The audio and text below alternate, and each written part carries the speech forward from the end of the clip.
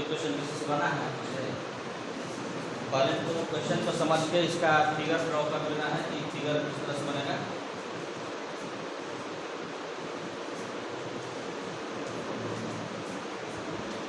Question number 23 है। Question का पहले फिगर ड्रॉ कर लेंगे।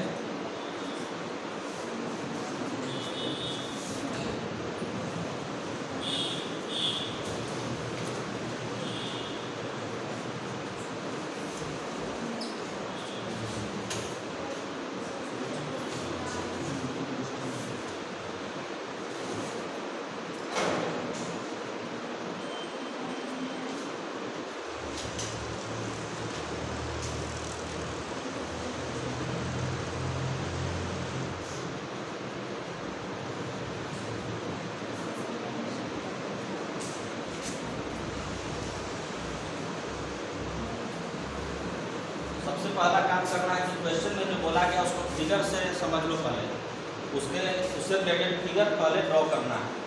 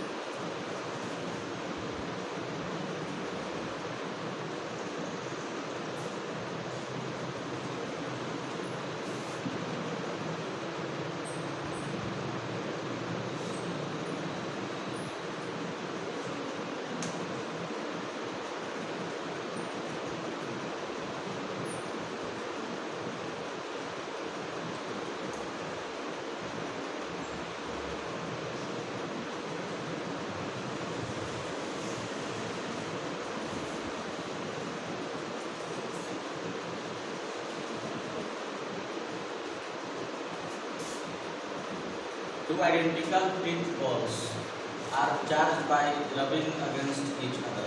हर एक लाइन को समझते करेंगे। Two identical pinch balls are charged by rubbing against each other. तो दो एक जैसा मटेरियल वाला पिंच बॉल है, तो दोनों का मटेरियल क्या है? सेम है, दोनों आइडेंटिकल है, मतलब रेडियस ये सब दोनों में बराबर है। दोनों को रब करेंगे तो जानते हैं कि रब करने पर रगड़ने पर क्या होता है? एक में से इलेक्ट्रॉन निकल कर दूसरे में चला जाता है। तो जिसमें से इलेक्ट्रॉन निकलेगा वो किस तरह से चार्ज हो जाएगा? पॉजिटिव, और जिसमें जाएगा वो निगेटिव। मतलब हो गया कि एक में चार्ज हो गया प्लस क्यू और एक में चार्ज हो गया माइनस क्यू। आइडेंटिकल नहीं भी रहता फिर भी अगर दो ऑब्जेक्ट है उसको रब किए, रब करके चार्ज कर रहे हैं, तो एक में से जितना प्लस गया दूसरे में उतना माइनस आ जाएगा। तो दोनों में चार्ज का मैग्नीट्यूड क्या होगा? सेम होगा। और क्वेश्चन में दिया हुआ कि charge on each ball has a magnitude इतना, तो क्यू का वैल्यू भी दिया हुआ है। क्वेश्चन में क्यू बराबर दिया हुआ है 2 × 10 के पावर -8 कूलम। जो जो क्वेश्चन में काम होता है उसको बनाते चलेंगे। तो ये तो हो गया टू आइडेंटिकल पिंच balls are charged by rubbing against each other, और दोनों पे चार्ज हो जाएगा प्लस क्यू माइनस क्यू, और क्यू का वैल्यू भी दिया हुआ है। हर बॉल पे चार्ज भी गिवन है। अब उसके बाद इतना समझना है, they are suspended through 2 strings of length 20 centimetre each. They are suspended through 2 strings each of length कितना? 20 सेंटीमीटर। तो दोनों को सस्पेंडेड करके रखा गया। तो स्ट्रिंग की लंबाई कितनी है? तो स्ट्रिंग का लेंथ है L = 20 सेंटीमीटर, और दोनों बॉल को सस्पेंडेड रखा गया है। Separation between the suspension points is 5 centimetre. जो पॉइंट ऑफ सस्पेंशन है जहां से बॉल को लटकाया गया है, दोनों स्ट्रिंग का पॉइंट ऑफ सस्पेंशन दिया हुआ है 5 सेंटीमीटर।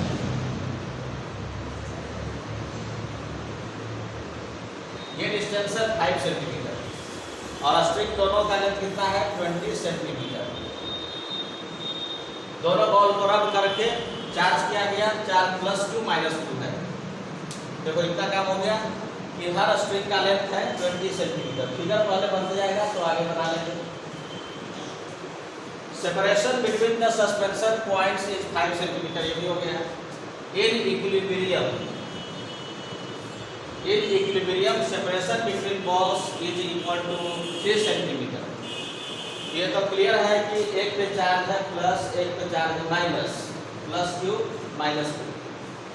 दोनों को इस तरह से सस्पेंडेड करके रखा गया। अगर रब करके छोड़ देंगे तो एक पे +- चार्ज हो जाएगा, तो दोनों के बीच में क्या होगा, दोनों एक दूसरे की तरफ आएगा कि दूर जाएगा, एक दूसरे की तरफ आएगा, अट्रैक्शन होगा। तो एक दूसरे की तरफ आएगा तो अगला जो स्टेप है उसमें दोनों बॉल इस तरह से एक दूसरे की तरफ अप्रोच करेगा।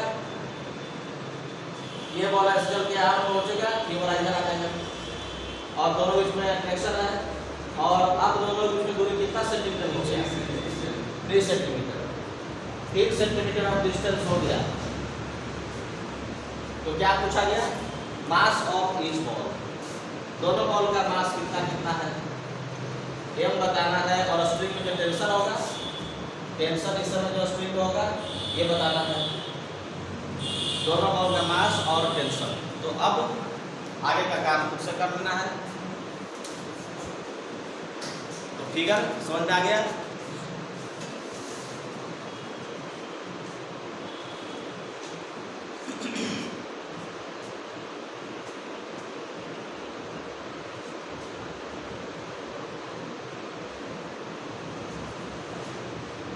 अच्छा सा फिगर बड़ा सा बड़ा, एक पहले का और एक इक्विलिब्रियम का।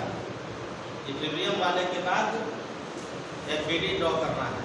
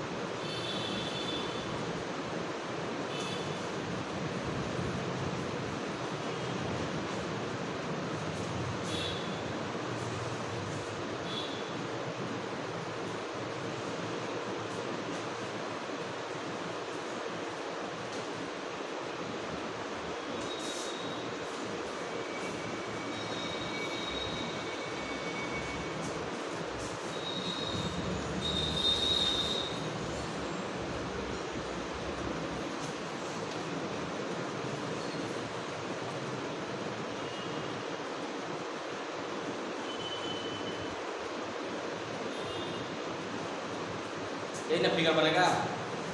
यहाँ से बॉल चल करके अट्रैक्ट होगा और इधर आकर मान लो इक्विलिब्रियम में रुका हुआ है, इधर से भी आकर इक्विलिब्रियम में है। इसको डालते हैं, फिगर जो फाइनल बनेगा वो कुछ इस तरह से बन जाएगा। अब दोनों का एफबीडी ड्रॉ करना है। एफबीडी ड्रॉ हो जाएगा सबसे। कौन कौन फोर्स लग रहा है? टेंशन mg और कूलम्ब फोर्स या इलेक्ट्रोस्टैटिक फोर्स जो दोनों के बीच में लगेगा, ये सब दिखाना है, वही हो जाएगा फ्री बॉडी डायग्राम। तो टेंशन किधर लगेगा, वेट mg किधर लगेगा और आपस में चार्ज पे फोर्स किधर लगाएगा, ये सब पहले ड्रॉ कर लेंगे। और इक्विलिब्रियम में कोई चीज होता है तो उसका नेट फोर्स होता है 0। इक्विलिब्रियम में नेट फोर्स 0 करेंगे।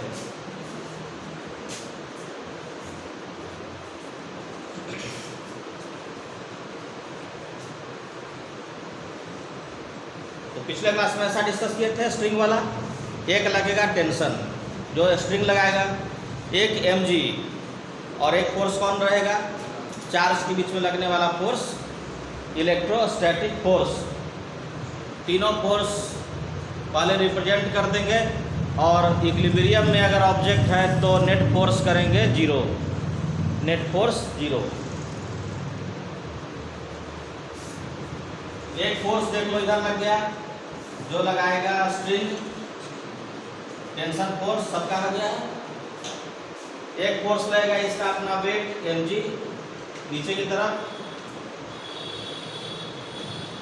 और एक पे चार्ज प्लस एक पे माइनस है तो फोर्स आपस में क्या लगेगा, एट्रैक्टिव फोर्स। केवल एक काम एफबीडी ड्रॉ कर रहे हैं, इसका भी एफबीडी उस तरह से होगा। और ये फोर्स हो जाएगा कौन सा फोर्स, इलेक्ट्रोस्टैटिक फोर्स, K=1/r²। और ये इक्विलिब्रियम में उस तरह से इसका भी एफबीडी तो वैसा ही होगा। एक स्ट्रिंग लगाएगा टेंशन, एक mg और एक फोर्स इधर, तो किसी एक का ही देखना है, आइडेंटिकल है। अब इक्विलिब्रियम में है ये, तो इसका मतलब इस पर नेट फोर्स 0 करना है। नेट फोर्स 0 करने का मतलब नेट फोर्स अलोंग x0 और नेट फोर्स अलोंग y0। तो ये दोनों फोर्स तो पहले से x और y वाला है नहीं, केवल यही बच गया जो बीच में है कहीं पर। तो इसको हम x और y कंपोनेंट पहले ब्रेक कर लेंगे। तो x y को ब्रेक करने के लिए ये लाइन हो गया y एक्सिस और ये एंगल मान लेते हैं थीटा। तो टेंशन का कंपोनेंट इधर कितना होगा, p cos थीटा, क्योंकि थीटा एंगल से घुमाना है तो cos थीटा से मल्टीप्लाई करेंगे, तो इसका कंपोनेंट इस तरफ हो जाएगा p cos थीटा। तो इसका ये कंपोनेंट हो जाएगा p cos थीटा, और इस तरफ कंपोनेंट हो जाएगा p sin theta, p sin theta. और क्योंकि इक्विलिब्रियम में है तो p sin थीटा बराबर f और mg बराबर p cos थीटा। तो पहले तो ड्रॉ किए एफबीडी और उसके आगे सॉल्व करना है, अब तो सॉल्व हो जाएगा। अब आगे का काम खुद से करना है। क्या कैलकुलेट करना था, याद है, mg और टेंशन, m और टेंशन, दो चीज पता करना है, m और टेंशन। तो पहले इक्वेशन सब लिख लो और उसके आगे सोचना है कि कैसे इसको सॉल्व करें।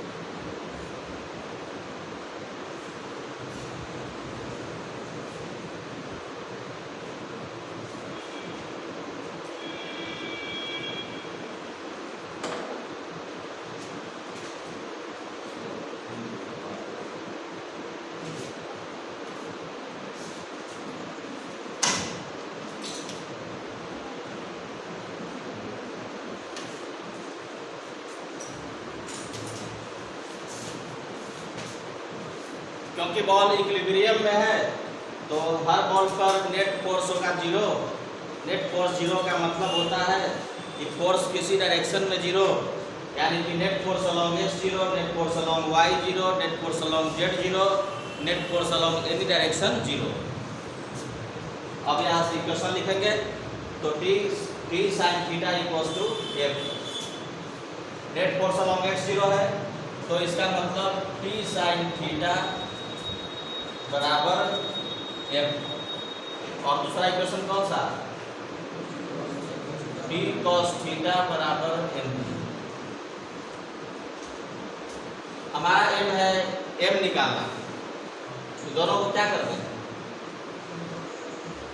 दोनों को अगर डिवाइड कर देंगे तो टेंशन कैंसिल हो जाएगा और हो जाएगा साइन बाई कॉस, यानी कि tan theta equals to f by mg। और tan थीटा बराबर f का क्या फॉर्मूला था, k q1 q2 by distance, ये वाला डिस्टेंस है, दोनों बॉल के बीच का डिस्टेंस है कितना सेंटीमीटर, 3। इस डिस्टेंस को मान लेते हैं r, तो 3 सेंटीमीटर दिया हुआ है।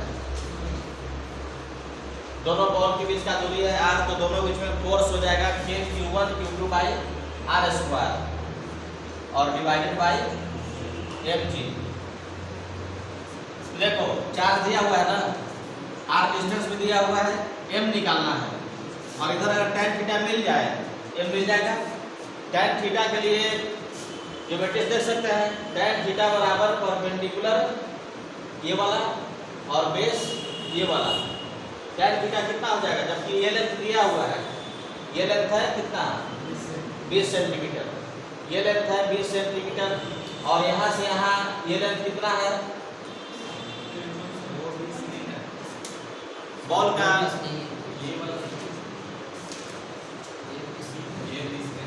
वही ना स्ट्रिंग का लंबाई, तो स्ट्रिंग का लंबाई तो BC न रहेगा। जैसे ये यहाँ तक नहीं था, ये नीचे तक था, ये सर्किल में चल के इससे आया, तो स्ट्रिंग का जो लंबाई है 20 सेंटीमीटर, तो इधर भी हो जाए तो ये लंबाई क्या रहेगा, 20 रहेगा। ये वाला लेंथ कितना है 20 सेंटीमीटर, और ये लेंथ बता दो कितना होगा ज्योमेट्रिक लेंथ, 1 सेंटीमीटर, क्योंकि ये डिस्टेंस है 3 सेंटीमीटर। 3 सेंटीमीटर ये वाला दूरी है, दोनों बॉल के बीच का डिस्टेंस, तो बच गया ये दोनों मिलकर हो जाएगा 2 सेंटीमीटर, तो अकेला ये कितना हो जाएगा 1 सेंटीमीटर। ये वाला लेंथ हो गया 1 सेंटीमीटर। अब tan थीटा मिल जाए, q पता है, r पता है, m निकालना है। tan थीटा में थोड़ा देखो ध्यान क्या रखेंगे, tan थीटा बराबर परपेंडिकुलर पता चल गया बाई बेस, ये कितना हो जाएगा रूट अंडर 400 माइनस 1 का रूट, ये जो हो जाएगा ये वाला लेंथ, ये लेंथ कितना होगा, तो इसका स्क्वायर माइनस 1, तो 399 का रूट लगभग 20 होगा। तो tan थीटा का वैल्यू हम लगभग ये 20 है, तो इसको भी लगभग 20 मान सकते हैं, क्योंकि लेंथ क्या है बहुत ही छोटा है। तो tan थीटा बराबर लगभग हम लिख सकते हैं 1/20 लिख सकते हैं, परपेंडिकुलर बाई बेस 1/, इसको 20 के आसपास मानेंगे, थोड़ा सा छोटा है 20 ले लेंगे, 1/20 बराबर k q by mg r square. तो यहाँ से m का वैल्यू निकाल लेंगे, k पता है, q पता है, g और r पता है, तो m का वैल्यू निकाल लेंगे। अब उसके बाद अगला क्या निकालना था, टेंशन निकालना है, तो कोई एक फॉर्मूला टेंशन निकल जाएगा। यहाँ से t cos थीटा लेंगे तो t बराबर क्या हो जाएगा mg बाई cos थीटा, या फिर यहाँ से t बराबर क्या हो जाएगा f बाई साइन थीटा, या फिर दोनों का स्क्वायर करके जोड़ देंगे तो उससे भी टेंशन मिल जाएगा। इसका स्क्वायर प्लस इसका स्क्वायर हो जाएगा p स्क्वायर बराबर f स्क्वायर प्लस mg का स्क्वायर का रूट से मिल जाएगा t। तो t फिर अगला काम करना है, दो तीनों में से कोई मेथड यूज करके t का वैल्यू कैलकुलेट कर सकते हैं।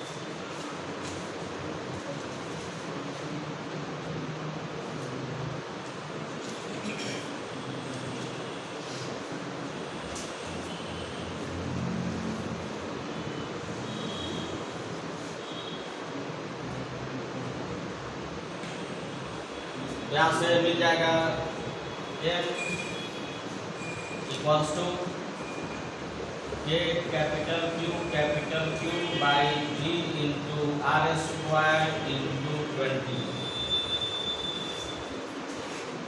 सबका वैल्यू पुट करके यहाँ पे रख देंगे तो K का value 9 into 10 to the power 9 और चार्ज कितना कूलम था 2 into 10 to the power minus 8 इसका स्क्वायर डिवाइडेड बाय G का वैल्यू 10, R का वैल्यू कितना सेंटीमीटर 3 सेंटीमीटर, तो 3 बाई 100 कर देंगे या 3 इंटू 10 के पावर माइनस 2 का स्क्वायर। ये जो मास आएगा वो किसमें आएगा, किलोग्राम में कि ग्राम में? मास आएगा किलोग्राम में, क्योंकि सभी वैल्यू किसमें पुट किए हैं, SI यूनिट में पुट किए हैं। M मिल गया तो यहाँ से टेंशन मिल जाएगा। टेंशन बराबर लिख सकते हैं mg बाई कॉस थीटा, या F पता है तो टेंशन बराबर F बाई साइन थीटा, और साइन थीटा वही लिखेंगे परपेंडिकुलर बाई हाइपोटेनस 1/20। साइन और tan का दोनों का वैल्यू लगभग सेम आ रहा है, क्योंकि थीटा क्या है, यहाँ बहुत ही छोटा है।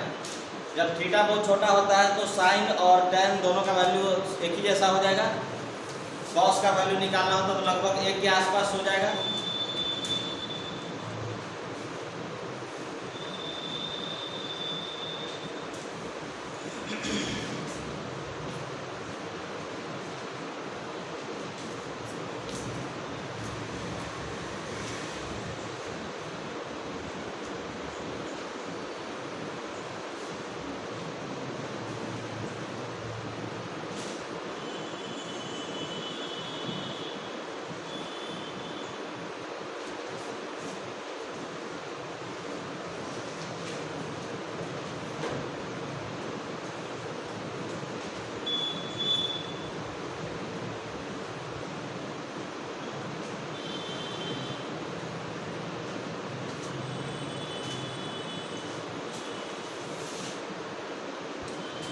तो देख लो कि कुछ क्वेश्चन इस तरह का होगा जिसमें स्ट्रिंग वाला क्वेश्चन होगा। तो जहाँ भी ये स्ट्रिंग वाला क्वेश्चन होगा तो हम सबसे पहले फिगर ड्रॉ करके क्वेश्चन को समझेंगे और FBD ड्रॉ करेंगे। इक्विलिब्रियम का बात बोला जाएगा तो नेट फोर्स को 0 करेंगे, और नेट फोर्स को 0 करने के लिए 2 परपेंडिकुलर डायरेक्शन लेंगे, x और y, या कोई और भी 2 परपेंडिकुलर ले सकते हैं। जैसे एक ऐसा ही क्वेश्चन है एग्जाम्पल में भी सॉल्व किया हुआ, उसमें x y नहीं लिया गया लेकिन 2 परपेंडिकुलर डायरेक्शन कोई भी लिया गया है अपनी सुविधा के अनुसार, और अगर कोई चीज़ इक्विलिब्रियम में है तो किसी भी डायरेक्शन में नेट फोर्स होना चाहिए 0। 2 परपेंडिकुलर डायरेक्शन लेकर के दोनों डायरेक्शन में नेट फोर्स को 0 करके सॉल्व करेंगे। तो एग्जाम्पल का क्वेश्चन नंबर दे करके रखना है, सॉल्व एग्जाम्पल का क्वेश्चन नंबर 10, उसको देख करके घर पे बनाना है। और इस तरह का क्वेश्चन HC वर्मा में 20 से लेकर के 29 के बीच में और मिलेगा, तो उसको भी आगे ट्राई करना है। सही से ज्योमेट्री ड्रॉ करके उसको सॉल्व करेंगे। टेंशन निकालने के समझ में आएगा कि इसमें टेंशन कैसे मिलेगा, कितना मेथड बताया। यहाँ से टेंशन निकल जाएगा F by sine theta, F पूरा पता है, K/Q1 Q2 by R square से पूरा गिवन है। साइन थीटा निकल जाएगा, साइन थीटा 1/20, तो D बराबर यहाँ से मिल जाएगा। कॉस भी मिल जाएगा, cos theta base by hypotenuse, cos theta base by hypotenuse, ये लगभग 1 के आसपास आ जाएगा। तो टेंशन बराबर कर देंगे लगभग mg के बराबर। या फिर दूसरा एक और तरीका, दोनों को स्क्वायर करके जोड़ देंगे तो t square sine square plus t square cos square हो जाएगा t स्क्वायर। तो t स्क्वायर बराबर हो जाएगा f स्क्वायर प्लस mg का स्क्वायर। तो टेंशन बराबर कितना हो जाएगा इसका रूट। कभी कभी ये भी सॉल्व ऑब्जेक्टिव क्वेश्चन में टेंशन इस फॉर्म में भी दिया रह सकता है, ध्यान रखना है। तो इसी को दूसरी तरह से बोला जा सकता है कि P बराबर mg/cos थीटा। तो ऑप्शन में एक से ज़्यादा ऑप्शन भी सही रह सकता है, तो इसलिए ध्यान रखना है कि टेंशन अगर निकालना हो तो कितने तरह से निकाल सकते हैं।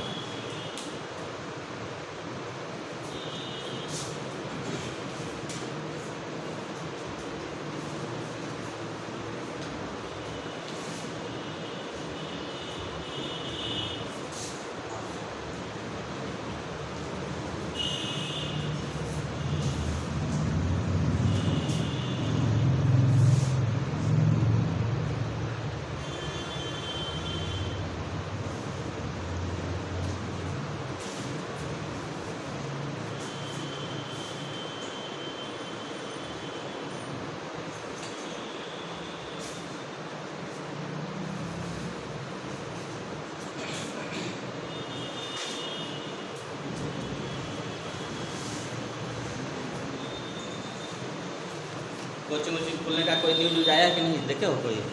कोई न्यूज नहीं है। क्या चीज? एग्ज़ाम का डेट निकल गया है 14 नवंबर। अच्छा 2 फरवरी से। कौन बोर्ड? बिहार बोर्ड ना? क्या बालाजी फिजिक्स है? चलो ठीक है, तो बिहार बोर्ड है, तो बिहार बोर्ड वालों को टेंशन नहीं लेना है, क्वेश्चन बिहार बोर्ड बता देगा पहले। और CBSE वालों को भी इस बार बता ही दिया जाएगा, सैंपल पेपर बस बना के जाना है, एकदम वही सब रहने वाला है। खैर बोर्ड के लिए टेंशन हम नहीं लेते हैं, न बच्चे सबको लेना चाहिए। उसके लिए 5 दिन का तैयारी थोड़ा थोड़ा पढ़ना है, ज़्यादा नहीं पढ़ना है। ज़्यादा पढ़ने पे या ज़्यादा दिमाग लगाने पे बोर्ड एग्ज़ाम खराब हो जाएगा। उस समय दिमाग को कम करके जाना है एग्जामिनेशन हॉल में। ज़्यादा दिमाग नहीं सोचो कि न्यूमेरिकल बहुत भारी आ गया होगा। हम लोग से बोर्ड का क्वेश्चन नहीं बनता था, क्योंकि दिमाग में सोचते थे कि IT के क्वेश्चन वाला स्टाइल बनाते थे कि कुछ तो होगा इसमें, और कुछ रहता ही नहीं था।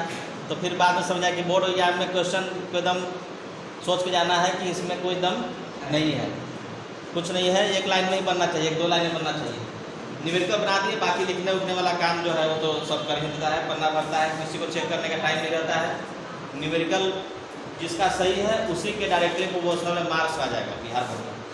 और CBSE में भी लगभग वैसा ही है, पन्ना बढ़िया से भर के राइटिंग जिसका अच्छा है नंबर मिल जाएगा।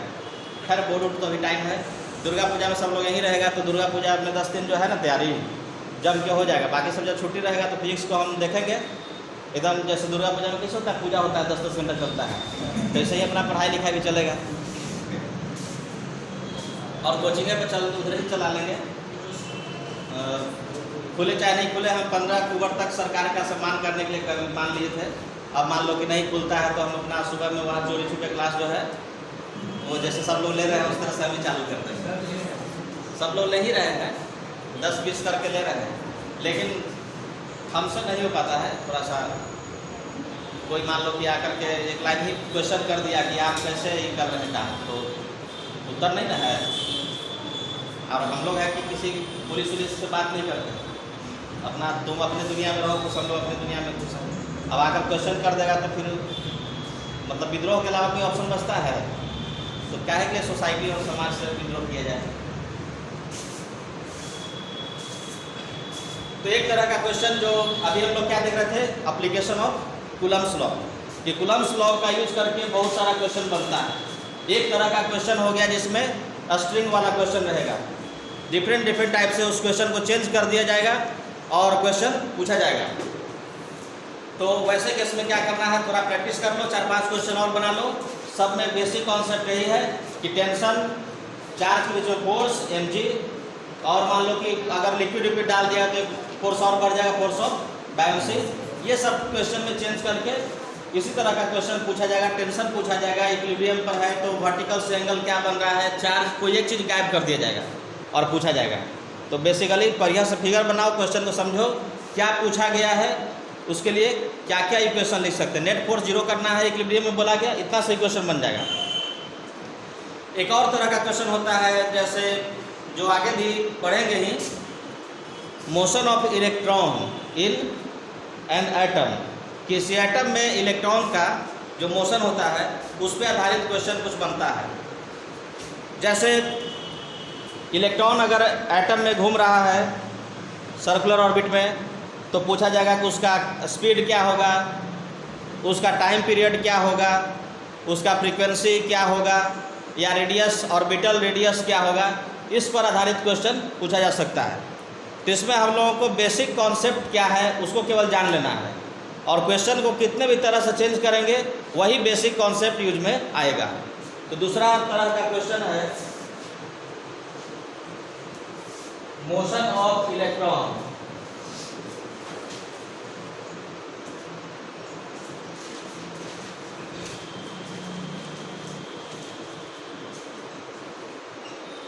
in an atom,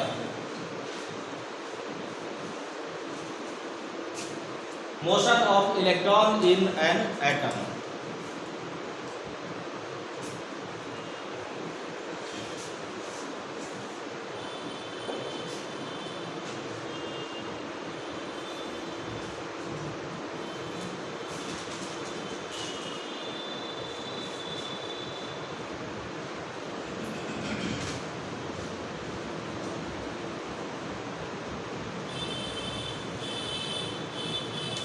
देखो एटम में जो इलेक्ट्रॉन का मोशन है उसका एकदम सिंपल कॉन्सेप्ट हम लोग को फिजिक्स में यूज करना है, पूछा जाएगा।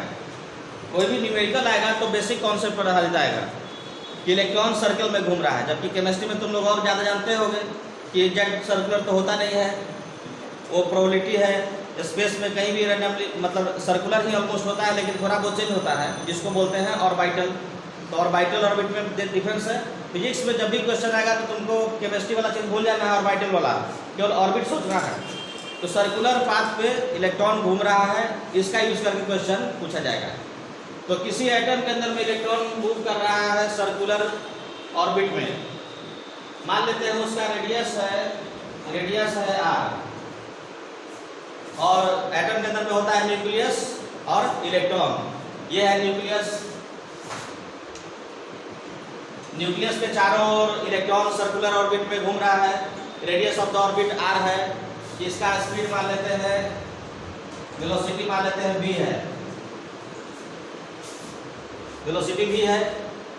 तो इसमें हम लोगों को कोई भी कैलकुलेशन करना हो, कोई भी चीज़ पूछा जाए कि वेलोसिटी, रेडियस, इसका टाइम पीरियड या इसका फ्रीक्वेंसी, काइनेटिक एनर्जी, आगे चल के पोटेंशियल एनर्जी भी देखेंगे। तो इसमें से कोई भी चीज़ पूछा जाएगा तो उसके लिए एक ही सिंपल सा दो कॉन्सेप्ट अप्लाई करना है। इसमें अभी एक डिस्कस कर लेते हैं।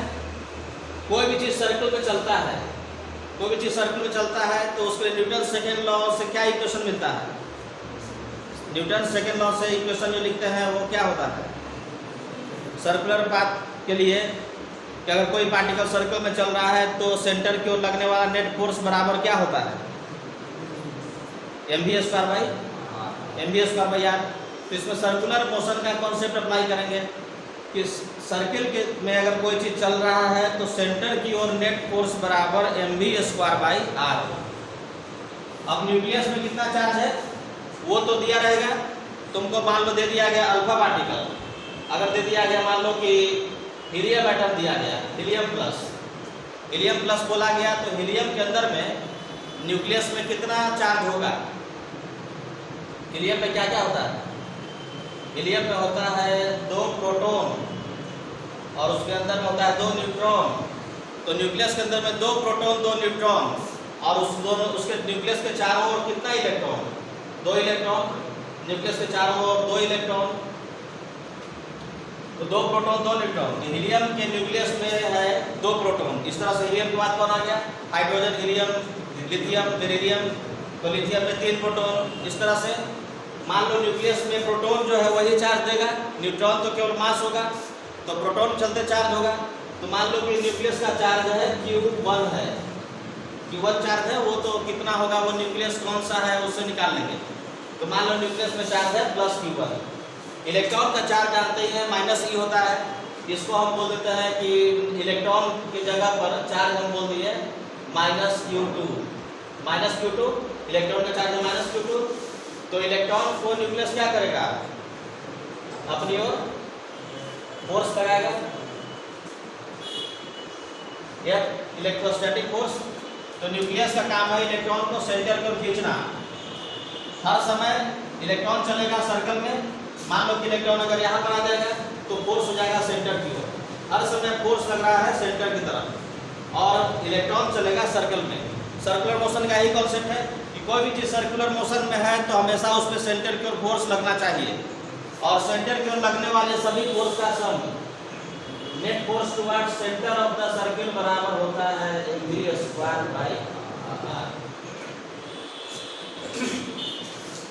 तो इसी क्वेश्चन का यूज करके हम कोई भी क्वेश्चन बना सकते हैं। तो अब सेंटर की ओर फोर्स कितना लग गया इस पर इलेक्ट्रॉन पे, तो k q1 q2/r², और ये फोर्स बराबर क्या हो जाएगा mv²/r। एक इक्वेशन हमेशा मिलेगा एटम के केस में सर्कुलर मोशन का कॉन्सेप्ट अप्लाई करके कि सेंटर की ओर नेट फोर्स बराबर mv²/r, और इसी से आगे का कोई भी चीज पूछा जाएगा तो हम लोग कैलकुलेट कर सकते हैं।